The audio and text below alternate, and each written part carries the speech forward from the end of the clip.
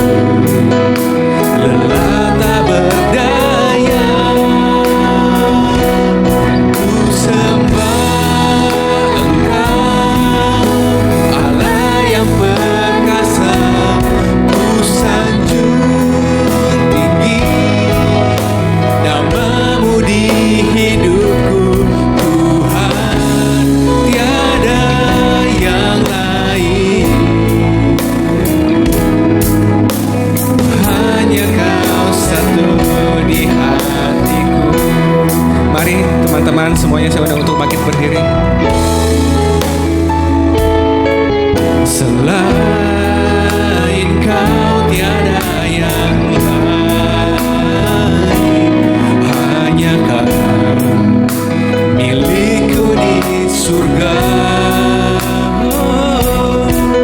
Sekalipun dagingku lenyap, hatiku lelah tak berdaya. Ku sembah Engkau.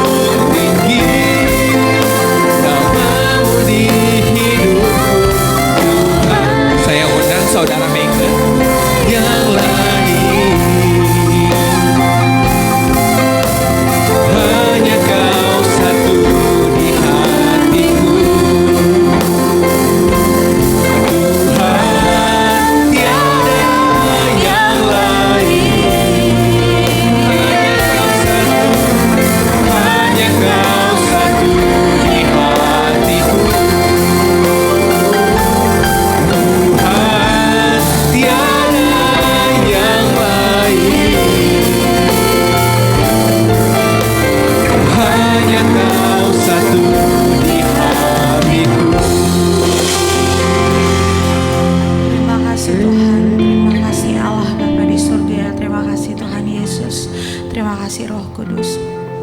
Kami bersyukur Tuhan untuk hari ini, hari yang baik, luar biasa. Ketika Engkau pertemukan kami di saat ini, bukan karena kekuatan kami Tuhan, tapi karena kehebatan Engkau Bapa. Bapa, kami bersyukur di hadapan Engkau kami datang. Kami rindu Tuhan untuk semakin dekat dengan Engkau. Bapa, kiranya Engkau mau memberkati kami Tuhan dalam pujian penyembahan yang kami naikkan di hadapan-Mu. Bahkan pemberitaan firman yang nantinya akan disampaikan oleh hamba-Mu. Bapa di surga, mari kuduskan kami, sucikan kami Tuhan, agar biarlah semua yang kami lakukan saat ini kembali untuk kemuliaan Tuhan, semuanya dari Engkau dan hanya untuk Engkau Tuhan. Terima kasih Tuhan, kami alaskan ibadah kami di siang hari ini, permulaan, pertengahan hingga pada akhirnya.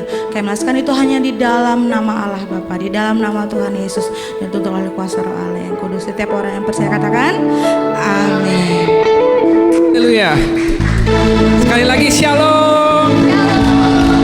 Berikan senyum ke teman-teman sebelahnya. Kita mau memuji Tuhan Allah kita yang ajaib. Haleluya.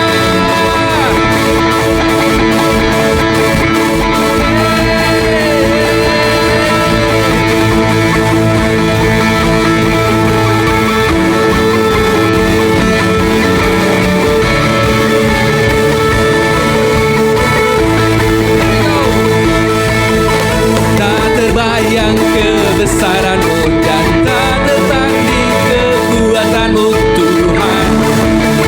Kau megah bagiku segenap jiwa dan pengharapan telah ku serahkan untuk rencana-Mu Tuhan. Kau Raja atasku,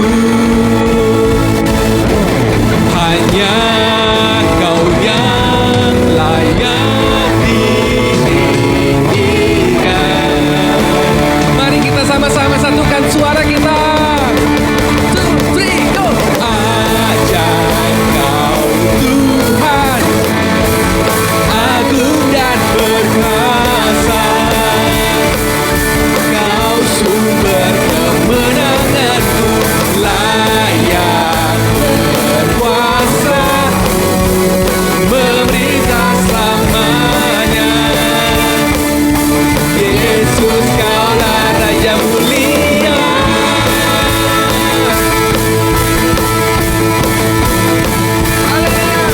Tak terbayang kebesaran-Mu dan tak terbanding kekuatan-Mu Tuhan. Kau megah bagiku segenap jiwa dan pengharapan telah ku serahkan untuk rencana-Mu Tuhan. Kau Raja atasku. Katakan sama-sama, hanya Kau yang layak. Kau yang layak ditinggikan. Haleluya.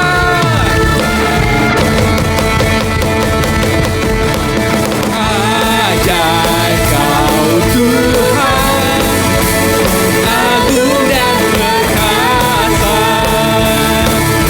Kau sumber kemenanganku, layak berkuasa, memerintah selamanya. Yesus, Kaulah Raja mulia. Ajaib Kau Tuhan, agung dan perkasa. Kau sumber kemenanganku, layak berkuasa, memerintah selamanya. Yesus, Kaulah Raja mulia. Teman-teman, mari kita tepuk tangan di atas kepala kita sama-sama.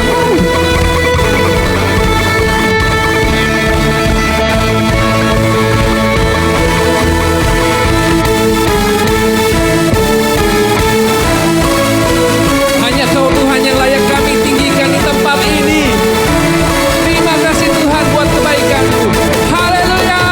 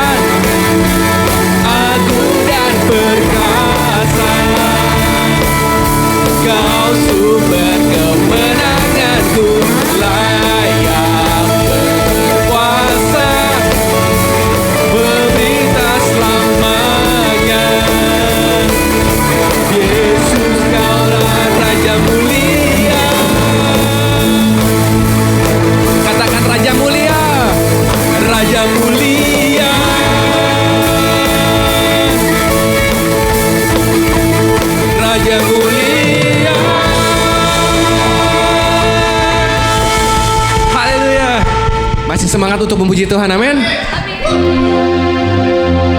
Serukan namanya Tuhan. Haleluya.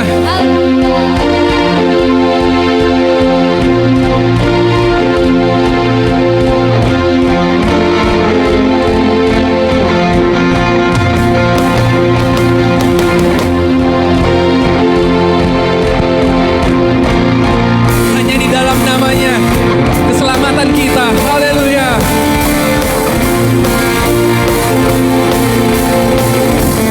Firman terangi jalan, perisai iman di setiap waktu, lindungiku dari segala. Tak pernah ku ragu karena Dia bersamaku, setia menjaga dengan kuasa mulia. Hanya di dalam namanya Yesus, Dia sumber pengharapan di sepanjang hidupku. Hanya di dalam kuasa-Nya pasti tersedia kemenangan bagiku selama-lamanya. Berikan tepuk tangan yang meriah bagi Allah kita. Haleluya.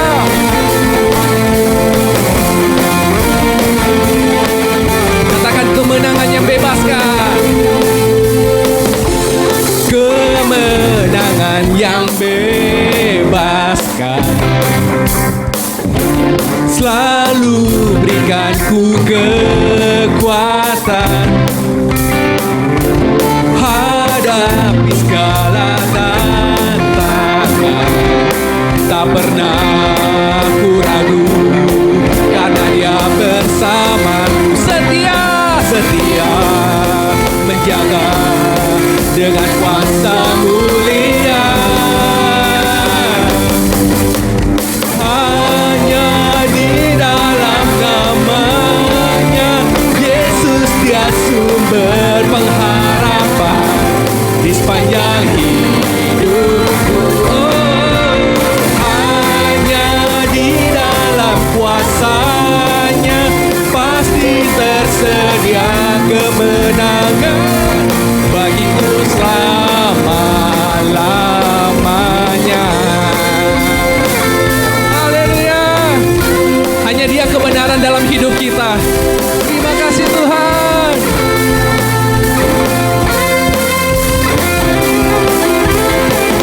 Dalam namanya ada pengharapan, dalam kuasa-Nya kemenangan. Dalam namanya ada pengharapan, dalam kuasa-Nya kemenangan. Hanya di dalam namanya Yesus, Dia sumber pengharapan di sepanjang hidupku.